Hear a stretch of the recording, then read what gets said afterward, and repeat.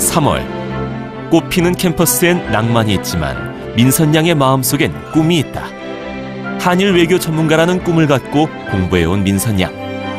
서울대 정치외교학과 입학과 함께 시작한 건 바로 일본어 공부다.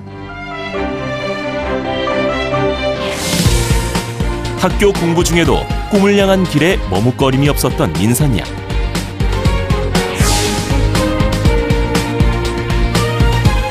교내 활동과 주요 과목 공부에 충실하며 사회탐구 영역을 놓치지 않을 수 있었던 건 공부법의 효율성 때문이라는데.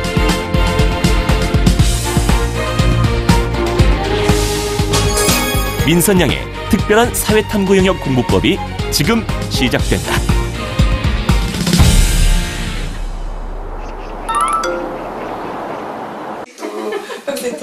올봄이 유난히 따뜻하게 느껴진다는 오늘의 주인공. 17학번 새내기 대학생이 된 김민선 양이다. 딱 그 시기가 있어. 그때만 딱 하고서는 끝내야 돼. 고등학교 때 공부할 때 스트레스 엄청 받았었는데, 그치?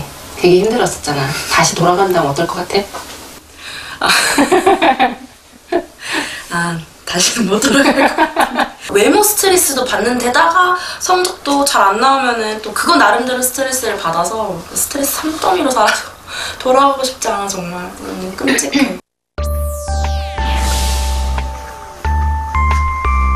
특목고 진학 실패와 선행되지 않았던 고등학교 교과 공부. 그로 인해 좌절감을 먼저 맛봐야 했던 민선 양은 고등학교 입학 초 자신에게 벌을 주듯 공부했었다. 공부법이 확립되지 않았던 때 마구잡이식 공부는 또 다른 스트레스가 되었고 공부를 할수록 점수의 편차는 커져만 갔다.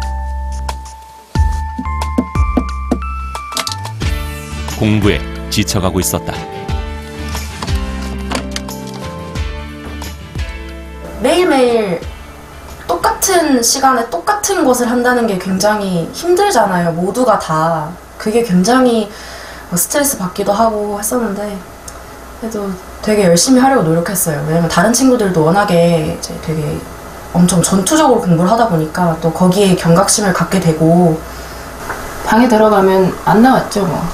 그래서 근데 뭐 문 열고 들어가기가 좀 미안하고 혹시라도 방해될까봐 그때 생각하면 눈물 나요. 너무너무 고생을 해서 진짜.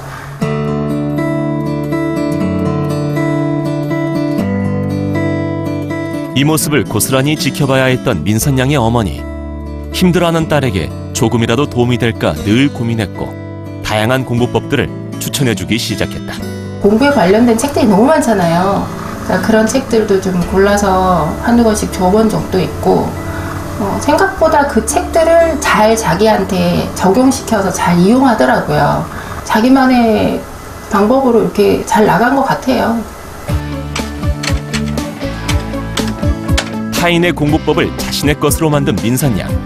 3년간의 노력은 좋은 결과로 이어졌는데 그 중에서도 단연 돋보이는 사탐 공부법엔 어떤 것들이 있을까?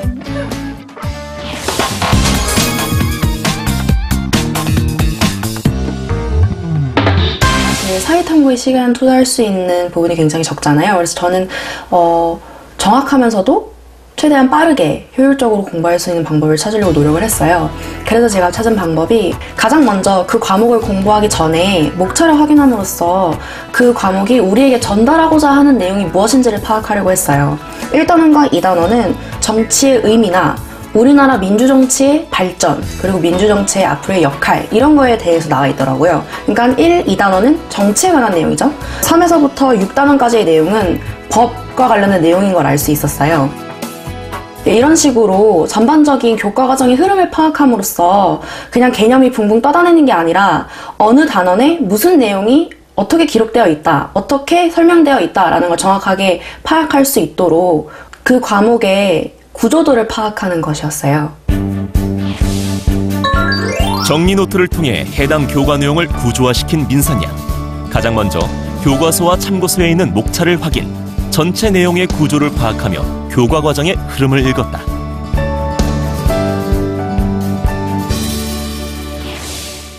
목차를 정리하고 나면은 각 단원별의 내용을 이제 소단원별로 정리를 하기 시작했어요. 대단원 1에 소단원 2는 민주주의의 발전이라는 내용인데요. 거기에는 크게 민주정치의 의미와 발전, 이렇게 크게 두 단원으로 나눌 수 있겠더라고요. 거기에 맞는 내용을 교과서를 참고해서 내용을 정리했습니다. 서술하는 방식에는 크게 두 가지가 있다고 판단을 했어요. 첫 번째는 정의가 주된 소단원 내용이 있더라고요. 번호를 매겨서 최대한 간략하고 효율적으로 요약해서 적으려고 노력을 했습니다.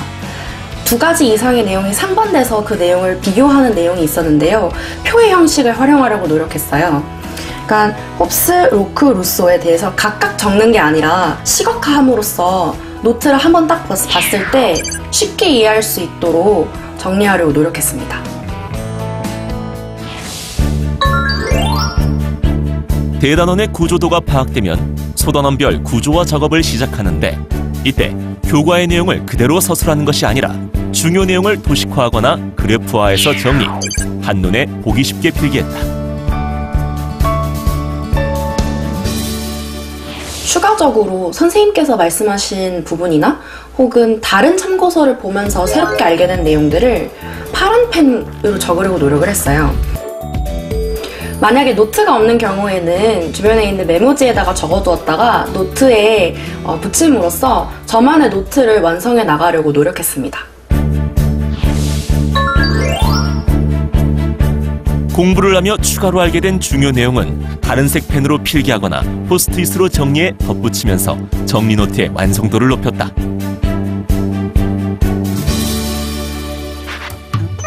구조화로 한눈에 파악하라. 민선양의 사회탐구 정리노트 공부법. 가장 먼저 교과서와 참고서를 이용해 목차를 확인, 대단원 구조도를 파악하며 교과 과정의 흐름을 읽는다. 둘째, 대단원에 포함된 소단원의 내용들을 정리하는데, 이때 한눈에 보기 쉽게 개괄적으로 정리한다. 마지막으로 정리노트에 새롭게 알게 되는 내용들을 추가적으로 덧붙여 보완해 나가면 자신만의 사회탐구 영역 정리노트가 완성된다.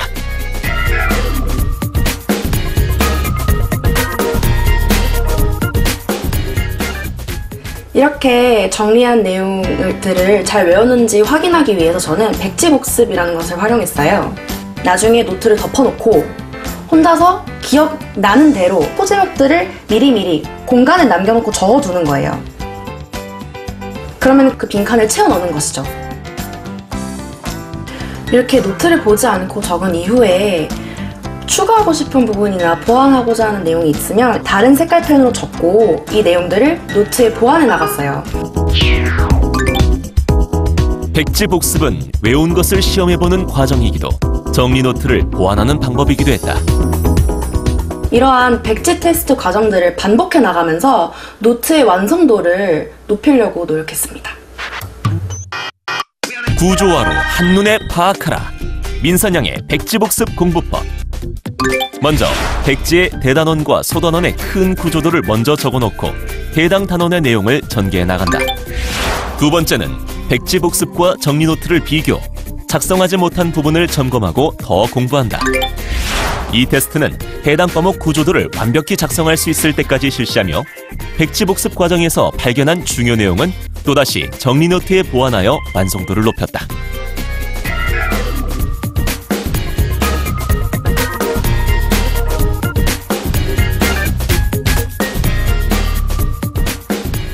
평소에는 국영수에 많은 시간을 투자하기 때문에 이렇게 완성된 노트를 평일에 하루에 10분에서 15분 정도 지속적으로 노트를 보면서 복습해 나갔어요. 정리 노트를 만들고 난 후부터는 많은 시간을 할애하지 않았던 사회탐구 영역 공부. 하지만 일주일에 한 번 자신의 공부를 확인할 시간을 가졌다. 주말을 이용해 나 홀로 강의를 한 것이다. 정치의 의미에 대해서 쉽게 간략하게 설명한 그림이 있더라고요. 그래서 그림을 한번 그려보도록 하겠습니다. 가운데 사회적 희소가치가 있는 그런 자원들, 이거를 분배해 나가는 과정이 국가만 가능한가? 라고 물어봤을 때 그렇다라고 얘기를 하면은 이것은 좁은 의미의 주말을 이용해 나 홀로 강의를 한 것이다. 칠판을 활용함으로써 말로 풀어보는 것이죠. 이 개념이 어떻게 이 개념까지 연결이 되는가. 그래서 노트로는 확인할 수 없는 그 빈 공간들 있잖아요. 개념과 개념 사이의 공백들을 말로 풀어봄으로써 논리 관계를 보다 분명하게 규정하고 그리고 논리 구조를 머릿속에 보다 체계적으로 정리할 수 있는 것이죠. 그래서 저는 시간이 날 때마다 한두 시간 정도 이렇게 칠판을 이용해서 노트에 있는 내용을 확인해 봄으로써 제 머릿속에 있는 내용들이 제대로 구조화되고 가고 있는가 확인하려고 노력했습니다. 본인이 말로 자기가 직접 가르쳐 보아야 자신이 그 내용을 가장 잘 이해할 수 있는데 그 방법을 실행했다는 것이 놀랍고요. 이런 공부 방법을 시행했을 때 가장 큰 단점이 시간을 많이 잡아먹을 수 있다는 건데 하루에 딱 15분씩 한정해놓고 이 방법을 실행했다는 점에서 가장 이 방법의 단점을 보완한 형태로 공부를 진행한 것 같고요. 전체적인 구조를 먼저 파악한 다음에 세부 내용으로 정리 들어갔다는 점도 상당히 인상이 깊었어요.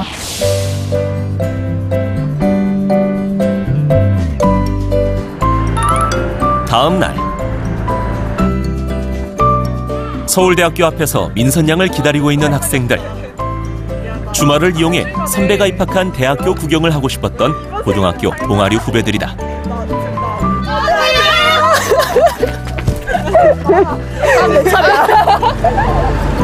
고등학교 재학 중에도 자신의 공부를 하며 틈틈이 후배들을 챙겼던 선배.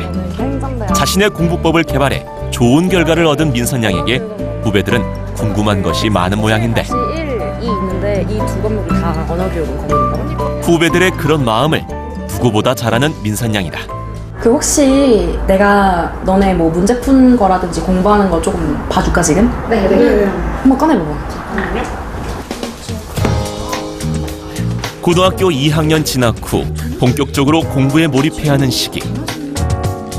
그 시기의 중요성을 누구보다 잘 알고 있는 민선양은 자신이 했던 최선의 선택과 노하우들을 후배들에게 알려주고 싶다. 이런 식으로 이제 써놓으면은 겉으로 보기에는 의미가 그냥 확실히 3학년 때 학교에서 배우는 걸 선택하는 게 유리한가요? 나는 학교에서 공부하는 걸로 선택을 했어요. 그래서 2학년 때 배웠었던 사회문화를 선택을 하고 3학년 때 배우는 생활윤리를 선택을 하고 워낙에 이제 분량이 좀 적은 과목인데다가 학교에서 배워놨으니까 좀 더 효율적으로 이제 정리를 할 수 있더라고. 그래서 그렇게 선택했지. 지금 세계사하고 세계지리 계속 하는데 이걸 계속 밀고 나가야 될까요? 아니면 세계사 말고 다른 과목 하나 선택해야 될까요? 세계사는 워낙에 분량이 굉장히 많기 때문에 이게 그런 게 있어요. 과목별로 이제 특징이 있는데 분량이 좀 적은 과목들은 대신에 문제가 조금 깊게 나오고 분량이 엄청 많은 과목들은 대신에 문제가 약간 좀 단편적인 지식을 묻는 경우가 되게 많아. 내가 보기엔 한 6평 정도까지 지속적으로 해도 나쁘진 않을 것 같아. 수능에 대해 보다 깊은 고민을 하고 있는 후배들을 위해 민선양이 결단을 내렸다. 이 중에 한 명을 선택, 1대1 일창 멘토링을 해주기로 한 것이다. 이미 한번 개념을 돌렸거나 혹은 이미 벌써 기출문제를 풀고 있는 친구들이 있더라고요. 그러니까 본인의 방법이 이미 굳혀져 있기 때문에 오히려 제가 뭔가 도움을 줬을 때 조금 효율성이 좀 떨어질 것 같아서 지금 사탐을 제대로 공부하지 않아봤거나 혹은 그런 방법을 제대로 모르는 고등학교 2학년인 서영이가 훨씬 제 방법을 좀 더 효율적으로 받아들일 수 있지 않을까 하는 생각에 그 친구를 멘티로 선정하게 됐습니다. 오늘의 멘티는 풍문고 2학년 김서연 양. 교과서와 참고서를 이용해 교과 내용을 암기하지만 돌아서면 잊어버리게 되는 것이 큰 고민이다.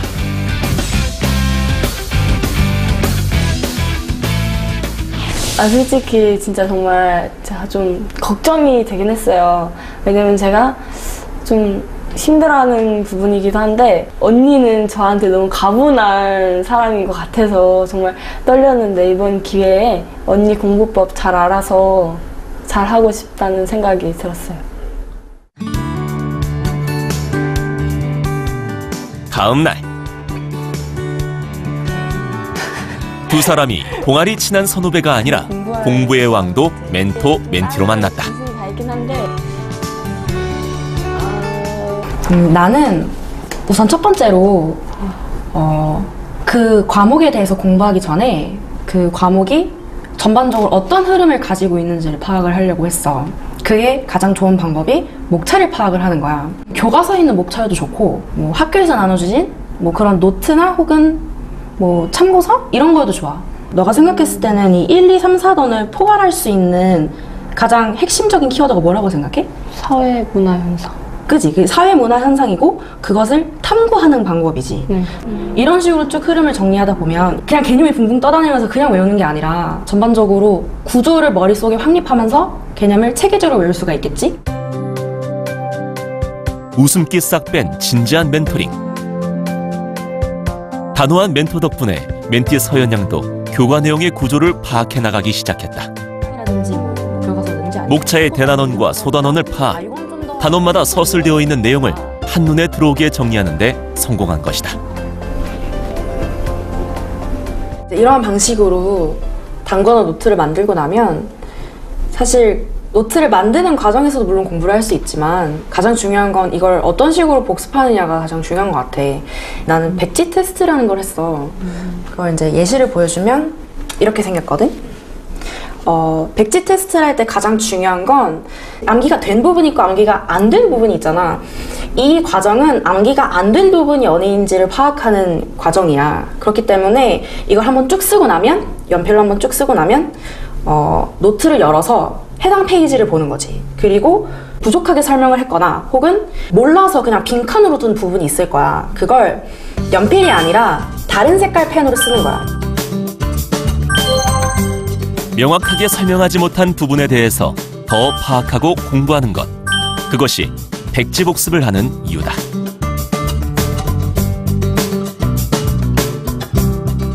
그리고 이걸 한번 적고 나면 그냥 적고 끝 하고 이걸 버리면 안 돼. 사실 여러 번 반복해야 하는 과정이기 때문에 이 첫 번째, 두 번째, 세 번째로 갈수록 이렇게 색깔 펜으로 써진 부분이 굉장히 많이 줄어있음을 확인할 거야. 부족하다고 생각되는 부분이라든지 혹은 뭐 새롭게 알게 된 내용도 있을 거야. 그런 것들을 뭐 형광펜이라든지 이런 색깔 다른 펜으로 미리 정리해놓은 단권화 노트에 표시를 해줄 필요가 있어. 여기 있는 내용을 여기에 또다시 단권화를 시키는 과정이기 때문에 이 노트를 지속적으로 보충 보완해 나가는 거지. 그렇게 되면 이 노트 한 권만으로도 사실 단권화 과정이 여기에 다 담겨있기 때문에 상당히 크게 도움이 돼. 나중에 공부를 하다 보면. 백지복습을 통해 추가로 알게 되는 내용은 정리 노트에 지속적으로 수정, 보완해 노트의 완성도를 높여야 한다.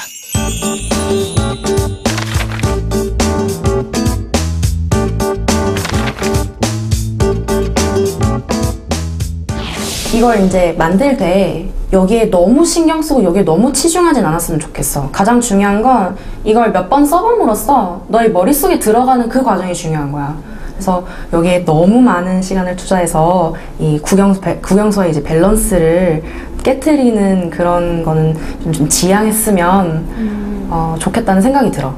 큰 구조를 잡는 데는 좋지만 전체적으로 내용을 파악하고 구조를 이해하고 교과목에 대한 전반적인 지식을 잡는 건 좋지만 이것을 낯선 제시문에 적용하고 신유형 표현에 응용하는 측면에서는 확실히 약할 수가 있어요. 그래서 전체적인 골조를 잡는 데는 장점을 가지지만 세부적인 응용과 신유형 표현을 연습하기 위한 또 다른 공부법이 추가돼야 되는 방법이라고 생각합니다. 그래서 멘토는 멘티에게 세부적인 응용을 연습할 수 있는 문제풀이법을 알려주려 한다. 괜찮아요. 단계별로 밟아나가는 공부법을 가진 멘토. 구조와 공부법이 익숙해지도록 시간을 두고 멘티를 불렀는데 가와 나에 대한 A, B에 대한 요즘 수능 문제는 같은 멘토가 멘티에게 알려주고 싶은 문제풀이법엔 어떤 것이 있을까? 개념을 정리하는 방법과 그걸 이제 백지로 테스트하는 과정도 중요하지만 그것 못지않게 중요한 게 기출문제를 풀이하는 거야. 어느 한쪽에서도 치우치면 안 되고 이 두 개를 균형 있게 쭉 이어나갈 필요가 있어. 이 문제 같은 경우는 지금 단원이 1단원이잖아. 여기다가 1단원 이렇게 적고 페이지 수를 적는 거야. 그래야지 나중에 이걸 가지고 여기다 이제 적어놓은 게 어디를 푸는 건지 알 수 있겠지? 적어놓은 다음에 1번부터 뭐 하루에 이제 할당된 문제 양이 있을 거 아니야? 거기에 이제 해당하는 답을 적으면 돼. 1번에는 뭐 예를 들어서 문제가 뭐 답이 4번이다. 이렇게 쓰면 되고 2번에는 답이 5번이다 하면 여기다 5번 이렇게 쓰면 돼. 그러면 한번 이런 방법으로 1번부터 4번까지 한번 풀어볼래? 네. 개념을 확인하는 문제와 도표 분석을 통한 응용 문제로 출제 유형이 나뉘는 사회문학 과목. 이제 이렇게 문제를 풀었잖아. 문제를 풀면 아마 너가 맞은 문제가 있을 거고 틀린 문제가 있을 거야. 맞은 문제는 또 맞은 문제대로 개념을 확인하는 문제는 부분이 있고, 꼼꼼하게 공부하면 되는 문제대로 착한 공부해야 문제다. 되는 부분이 있겠지. 그러면 일단 첫 번째로는 틀린 문제들이 무엇인지 확인을 해보는 거야. 예를 들어서 너가 뭐 이런 여기 3번 선지, 디귿과 같은 현상은 존재 법칙이 지배를 받는다 에서 이 디귿과 같은 현상, 첨단 기술에 의한 기록 단축이라는 비판을 받아. 이 말이 정확히 어떤 현상을 가리키는지 모르면은 이런 거는 나중에 네가 공부를 할 때 이제 좀 특징적으로 일단 봐야 되는 거겠지. 이 문제집을 들고 다니면서. 왜냐면 이 문제집 오답노트를 만들어야 되는 거니까 이런 식으로 표시를 해두는 거야. 그리고 거기에 대한 설명을 써놓는 거지. 아, 이 첨단 기술에 의한 기록 단축이라는 비판을 받았다. 비판이라는 거는 자연 현상이 아니라 사람이 하는 활동이지. 사람의 지적 활동이잖아. 그러니까 요런 키워드, 비판이라는 키워드를 통해서 이게 사회 문화 현상임을 알 수 있구나. 이런 식으로 밑에다가 너가 깨달은 점을 써놓는 거야.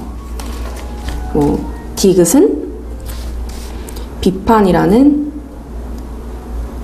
단어를 조심하자. 이런 식으로 이렇게 써놓으면 나중에 이 문제를 다시 한번 볼 때 아, 내가 이 문제가 뭐로 인해서 헷갈렸는지를 확인할 수 있겠지. 문제 푼 이후에 후작업을 좀 제대로 해주는 게 중요한 것 같아. 언니, 그러면 저희가 문제 풀 때 주의해야 할 문제들이나 그런 것들이 있어요? 사회문화에서는 도표 분석 문제를 굉장히 잘 풀어야만 해. 특히 계층 분석을 할 때 내가 좀 몇 가지 유의사항에 대해서 얘기를 해주려고 해. 계층 분석은 무조건 표를 그려야 된다라고 생각하면 돼. 여기가 부모 세대, 여기가 자녀 세대. 이게 이제 뒤집히면 약간 조금 어려질 수가 있기 때문에 항상 여기 위에를 부모로, 여기 이제 세로는 자녀로 두는 게 계산할 때 훨씬 편할 거야. 개념 확인 문제와 달리 까다롭기로 소문난 계층 분석 문제는 표를 활용해서 풀이해야 하는데, 먼저 우물정자 모양의 표에 XY축의 항목을 적는다. 이 문제에서 준 뭐 각종 뭐 도표라든지 그래프 자료들이 있을 거 아니야. 이걸 이제 차근차근 해석해 나가면 되는 거야. 비율은 백분율을 얘기를 하거든. 백분율은 100단위, 10단위 숫자들을 좀 바꿀 수 있도록 너가 많이 연습을 해봐야 돼. 그럼 얘를 4분의 1로 두는 게 아니라 100분율이기 때문에 80분의 20으로 둬도 되겠네? 그지? 자료에는 상대적 비율에 대한 정보만 제시되어 있는 경우가 많으니 단위를 10 혹은 100으로 환산하는 습관을 들인다.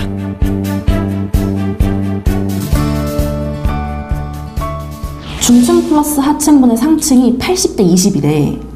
그러면 상층, 중층, 하층이 다 더했을 때 100, 그러니까 100%라고 하면 상층은 당연히 20%가 되겠지. 상층 플러스 중층분의 하층이기 때문에 하층에서도 20인 거지. 그러니까 각 세대 간의 이 계층 구조를 먼저 파악을 해야 되는 거야. 이 주어진 도표를 통해서. 100이 돼야 되기 때문에 20 더하기 20은 40이지? 그럼 여기가 60이 되는 거지. 이렇게 되면은 부모의 계층 구조를 먼저 찾은 거야. 그러고 나면 이제 이걸 토대로 자녀의 계층 구조도 먼저 파악을 해보면 돼. 주어진 도표를 백분율로 환산해 계층 구조를 파악한다. 조건에서 문제의 어떤 해답이 많이 갈리는 경우가 있어. 여기도 조건이 무려 3가지나 있거든?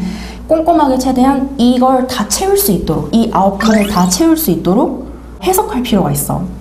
부모 세대 하층에서, 부모 세대 하층에서 자녀 세대 상층으로의 이동이 없대. 없다는 거는 0이란 얘기지. 그러면 이 순간 딱 알 수 있어. 아, 여기 더하기 여기는 30이겠구나. 또 여기 더하기 여기는 20이 있구나. 나중에 숫자를 이제 채워나갈 때 확인을 해봐야지. 제시된 조건을 해석하면서 채울 수 있는 빈칸을 채우고 나머지 가능성들을 체크한다. 이 도표가 우리에게 주는 정보가 무엇일까 생각하는 거지. 그러니까 여기서 알 수 있는 거는 부모 계층 상에서 하강한 게 10분의 9이기 때문에 상대적으로 부모 계층 상에서 자녀가 상을 유지하는 비율은 10분의 1이 되는 거지. 이런 식으로 주어진 정보에서 역추론하는 연습도 필요한 거야. 20명 중에서 여길 유지한 비율이 10분의 1이겠구나. 이거 계산하면 2명이지. 2 이렇게 적고, 부모 세대 하층에서 상승한 게 10분의 3이면 거꾸로 10분의 7의 비율은 유지를 했을 거야. 그러면 요 유지한 비율을 찾기 위해서는 20 곱하기 여기서의 10분의 7이 되겠지? 그러면 이걸 곱하면 14지. 여기에 14가 들어가겠구나. 나머지 빈칸을 채워보는 거야. 그래서 이 표를 완성을 하면 1번부터 5번까지를 보다 쉽게 빠르게 분석할 수 있어. 이게 내가 너한테 얘기해주고 싶은 계층 도표 문제 분석하는 방법이야. 대부분의 도표 분석 문제를 풀기 위해서는 제시된 정보를 응용해야 하는 경우가 많다. 때로는 주어진 정보를 역추론하면서 하나씩 빈칸을 채워나가야 한다.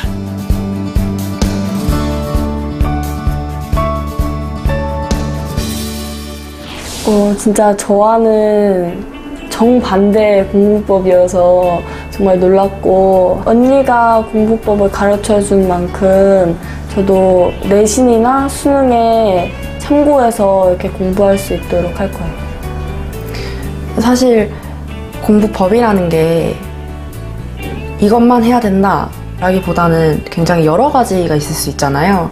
그냥 제가 하는 방법 그대로 따라하는 것도 뭐 나쁘진 않지만, 그래도 이렇게 정리하는 것이나 혹은 이렇게 말로 표현하는, 그런 말로 외우는 그런 과정들을 이제 본인의 어떤 스타일로 좀 이렇게 승화시켜서 본인만의 공부 방법을 만들어 나갔으면 하는 바람입니다.